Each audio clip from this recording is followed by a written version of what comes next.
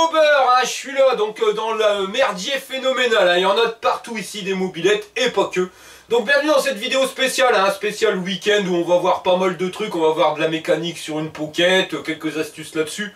On va voir aussi le jeu concours, hein, donc les gagnants pour le clapet, et on verra encore pas mal de choses. Allez, on y va, fire!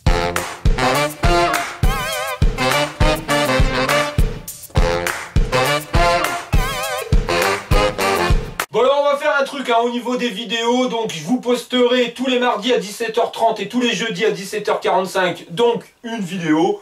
Et quand il y aura un truc spécial hein, qui n'a rien à voir avec le sujet mais qui vaut le coup d'être dit, eh ben on le verra ça le week-end. Mais comme vous pouvez le voir, le garage il commence à se remplir. Donc là la motobec au fond, ça sera pour un tuto sur la restauration de peinture. Donc c'est une peinture d'origine sur une bécane qui est sortie de grange. Donc je viens d'avoir un produit soi-disant miraculeux, on verra si ça va marcher. Après il y aura une vidéo de présentation de premier démarrage, hein, on va regarder parce que le moteur il tourne pas rond. Donc on verra ce qu'on peut faire là-dessus. Celle-ci tu la connais, donc il n'y aura rien à voir là-dessus. Par contre sur celle-ci, ça c'est la mobilette du manouche. Donc elle est arrivée ici, pourquoi? Parce qu'elle démarre pas. Donc on fera un diagnostic panne complet hein, pour voir, essayer de trouver la panne et réparer pour la faire démarrer. Et puis après bon, on présentera sa petite bécane hein. Sachez que ça c'est une restauration pour un budget de moins de 500 balles. Mais là je vais essayer de faire un petit peu de place hein. Donc on va dégager la Pocket. Donc pour ça je vais travailler dessus. On va le faire comme ça, son propriétaire pourra venir la récupérer. Et je vais profiter de cette vidéo spéciale hein, pour ajouter, parce que vous avez été nombreux à me dire voilà, il manque ton plan de travail.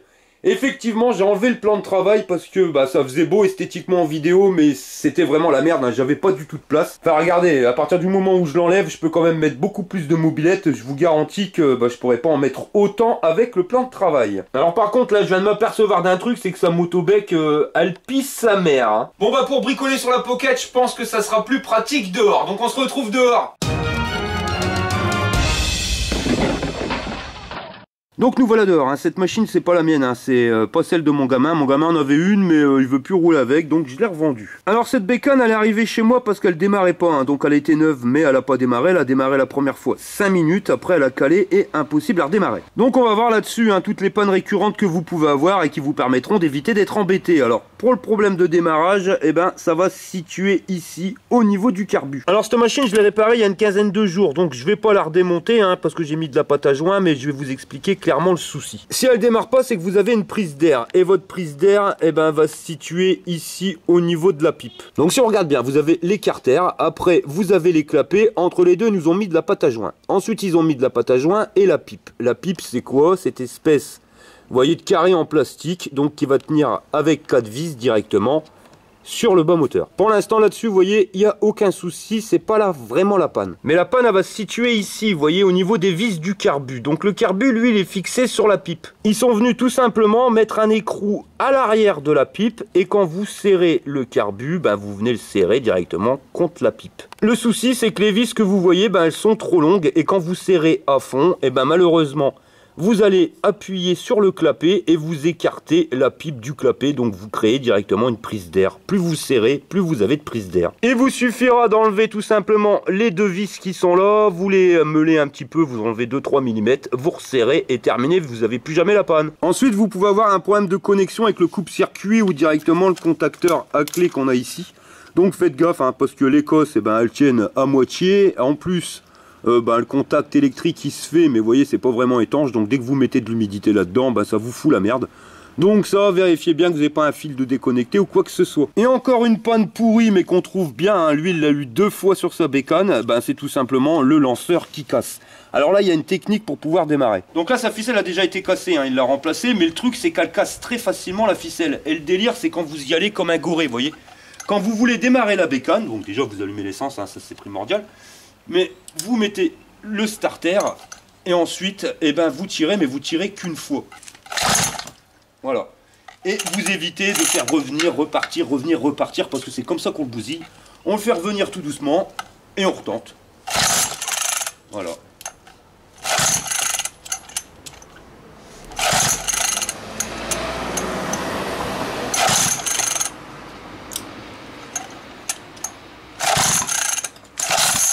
Ah bah merde, putain de ça, merde. Bon bah voilà, c'est cassé.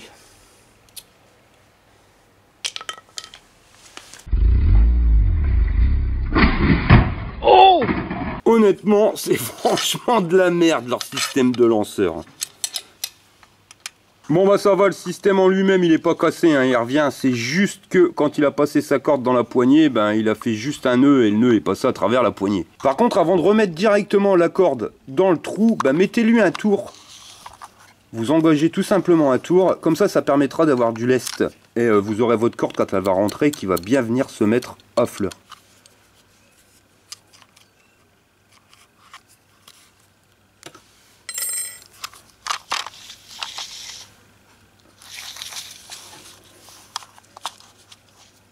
Et voilà, il ne sera plus qu'à mettre à la poignée. Le problème qu'on rencontre, c'est que sur la poignée, vous voyez, le trou il est énorme. Ça fait que avec la ficelle, on sera obligé de faire 3 nœuds pour que ça passe pas à travers, et encore. Donc l'astuce, c'est que vous passez un petit écrou à l'intérieur. Donc écrou assez fin pour qu'il puisse rentrer à l'intérieur de la poignée. Et après, vous faites un simple nœud. Et voilà, il se barrera plus. Plus qu'à remonter.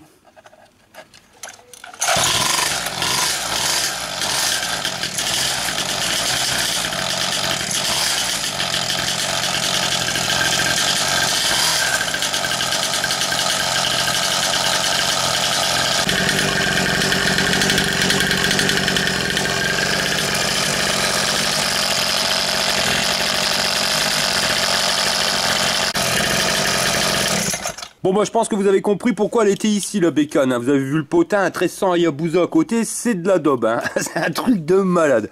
Donc on va lui mettre de la laine céramique, hein. Rien de plus, de toute façon la cartouche elle est vide, hein. C'est pour ça que ça gueule. La cartouche elle tient sur les 2 écrous qui sont ici, j'ai juste à dévisser et ça ira bien. Et il me restera la vis qui est ici. Bon quand c'est démonté, on s'aperçoit que c'est un système ALC, hein, un système à la con, parce qu'il n'y a vraiment rien dedans, hein. Comment voulez-vous que ça étouffe le bruit? Vide de chez vide la cartouche. Bon pour pouvoir mettre de la laine céramique, là il va vraiment falloir que je dégage le cul de la cartouche, hein, parce que si je tire sur la mitraillette ça va pas. En plus la mitraillette c'est pas réellement une mitraillette, il n'y a pas de trou dedans.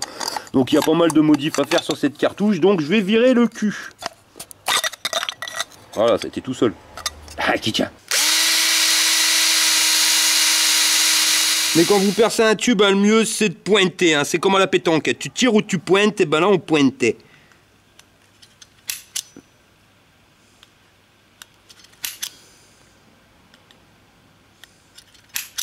La mitraillette a été faite, certes à la Walligen, mais bon ça fera son taf, hein. De toute façon on va réussir à baisser le niveau du bruit, mais pas trop, hein, parce que plus vous voulez descendre le bruit, plus il faudra une mitraillette qui soit longue, une cartouche qui soit longue. Là on reste quand même limité sur la taille. Donc on pourra pas faire beaucoup mieux. La cartouche a été remontée, revissée. Donc là j'ai mis du silicone haute température, hein, exprès pour pouvoir bien étanchéifier le tout. On va faire le test.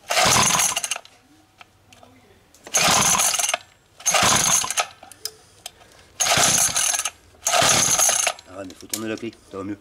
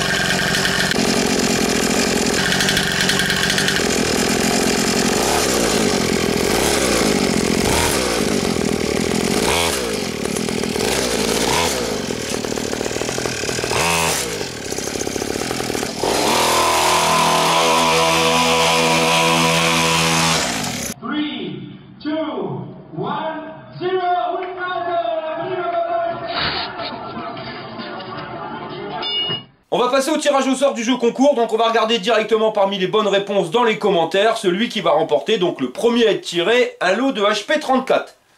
Donc pas de triche, hein, qu'on dise pas. Hop, on va regarder là. Oh, bah ça marche pas. Bah si, maintenant ça marche. Alors, la mail de clapet pour sinon, merci. Voilà, Nico vide. Donc Nico vide, hop, tu gagnes un lot d'HP 34, donc mets-moi un commentaire avec ton adresse mail. Maintenant on va regarder pour le sac à dos. Sac à dos, sac à dos. Hop, hop, hop, hop, hop. Bonjour, tu n'as pas mis tes clapets. Bon, on va accepter, c'est clapé. Donc Emmanuel Gimeno, tu remportes un sac à dos. Donc tous ceux qui ont été tirés au sort, hein, vous mettez un commentaire avec votre adresse mail et puis on verra ça ensemble pour pouvoir vous les envoyer. Au niveau, la casquette, le mobber, donc le dernier. Ah, ça marche pas, tu fais défiler. Qu'est-ce que c'est? Bon, on recommence.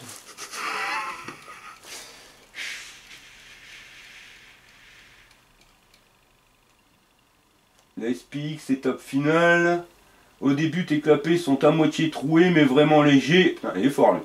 Donc, Destru, voilà, tu remportes une casquette. Alors pareil, tu m'envoies ton adresse mail en commentaire. Voilà les gars. Alors vous avez été nombreux à me répondre en commentaire, c'était le joint d'en base qui était foireux, hein, parce qu'il avait mal été positionné, type arraché et qui dépassait. Hein, c'est vrai, on pourrait y croire quand on voit ça. Mais pas du tout, hein, c'est parce que maintenant ils s'emmerdent même plus à découper les joints comme il faut. Hein, voilà le joint tel qu'il est, donc comme vous pouvez le voir, il est arrondi.